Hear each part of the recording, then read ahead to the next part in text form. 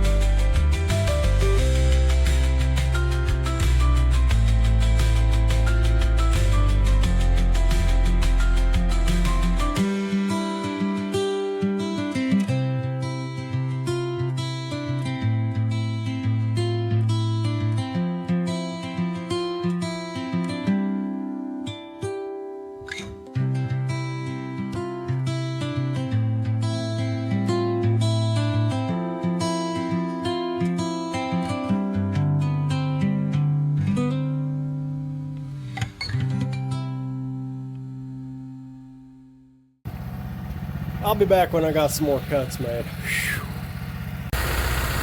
Well, I started getting a little bit loud.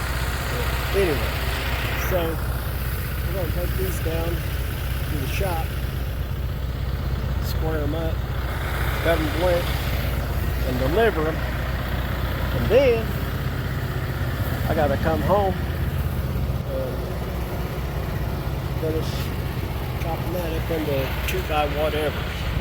So that's what today is. So there you go. So, do me a favor. If you ain't subscribed, go ahead and do that. Give me a thumbs up, thumbs down. Say, you big dummy, get back on hot rods. And I'll say, I'm gonna.